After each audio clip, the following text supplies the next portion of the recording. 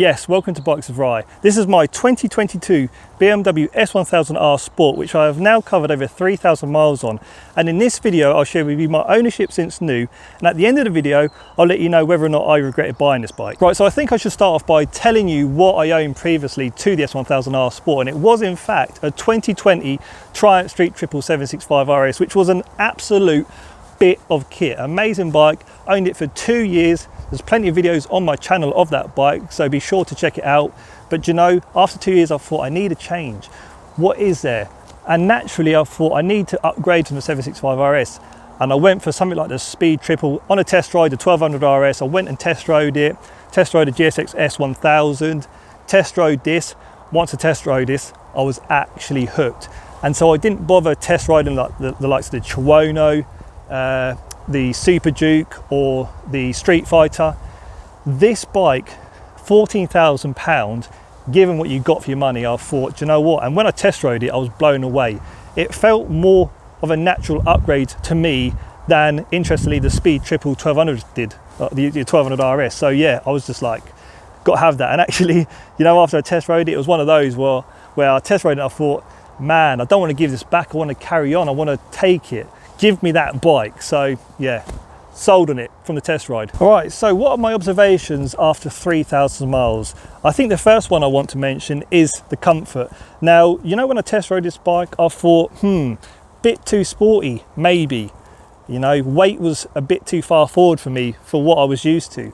And so I thought, might not get on with this long term, might be a little bit achy after it, but I thought it was so good at doing everything else. I was like, I'll allow that. I'll get the bike, and I'm sure, you know, if I have a sore muscle or two, I'll get over it. But interestingly, after doing like 200 to 300 miles on this bike in a day, I never got off it, and I thought, do you know what?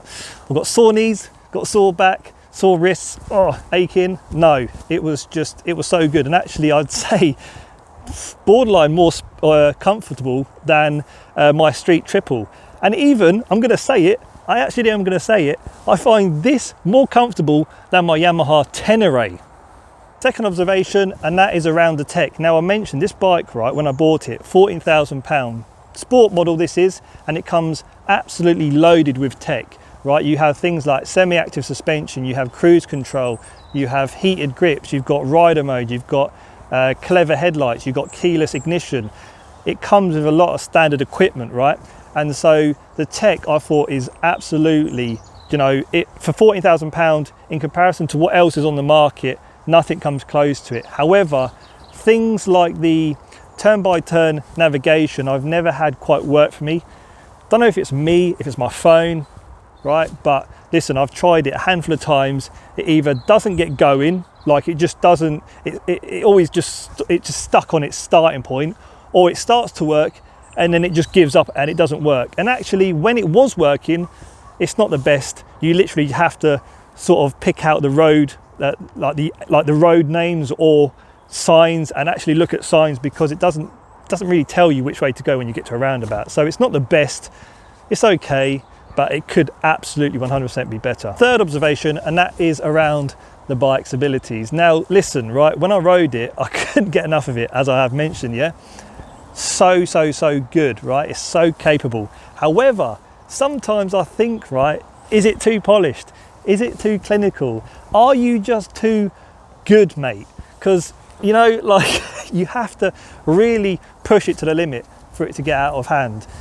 The tech on it, as I've mentioned, you know, it's loaded with tech, and it is very clever. The 6-axis IMU, it can take over. I mean, I've had the rear wheel spin up on me, the rear tyre lose grip on me coming out of a bend, and it's wobbled a little bit, and it just seems to handle it. It never really gets itself out of shape.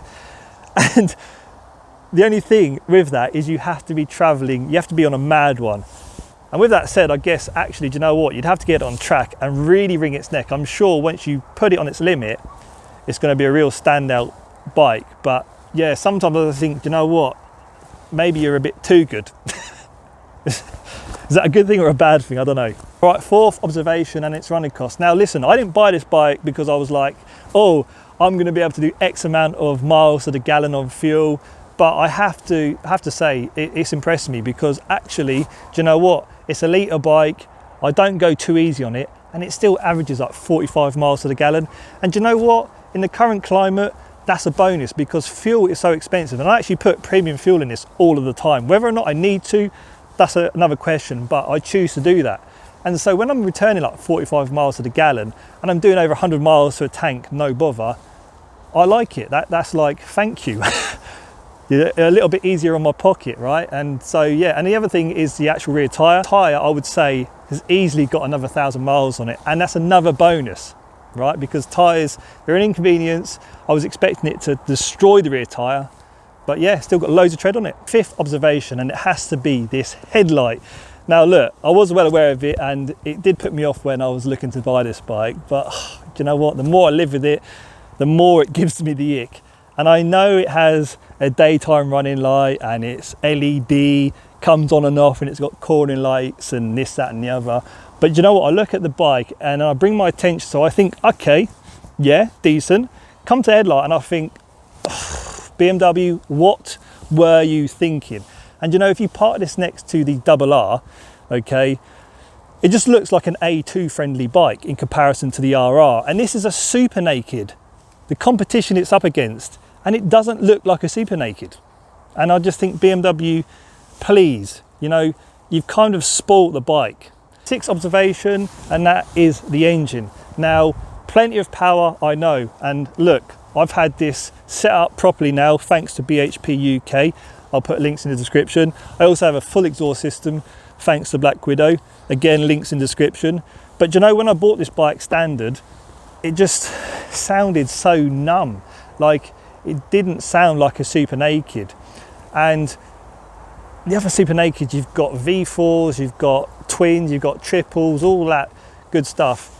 This, yeah, do you know what? When I first got it and I was parked next to other bikes and I started it up, I used to think, my bike sounds so puny in comparison. And thanks to the exhaust system and BHP, right, it's really sorted the bike out. But you know, not everybody wants to do that. And again, it's just an observation. I think the bike, this is how I wanted it from the factory, right? But yeah, sadly, it doesn't come that way. So I'm going to end the video on whether or not I regret buying this bike. Now look, when I ride it, I think, what a piece of kit. It blows my mind at what it can do. Makes me laugh out loud. However, when I get off the bike and I stand back and look at it, it's again, the headlight kind of just lets me down. I think I know why it costs £14,000, because you know, okay, it's full of tech, right? But actually it lacks a premium look. When you park it next to other bikes, it just doesn't really stand out for me. So I don't regret buying it, and I'm looking forward to the next year or two living with it, because I've still got more plans with it, still got many more trips out and about on it, many more videos to give you guys. But yeah, ultimately I'm not 100% happy with it. Could be better, but again, as I say, I'm still going to live with it, still going to carry on riding it, and look out for more videos in future. And I guess with that said, I'm going to end the vlog here. So I hope you enjoyed it. If you did, let me know. Drop any comments below if you've got this bike or looking to buy this bike. Be interested to know what you guys think. And yeah, so with that said, thanks for watching. See you later.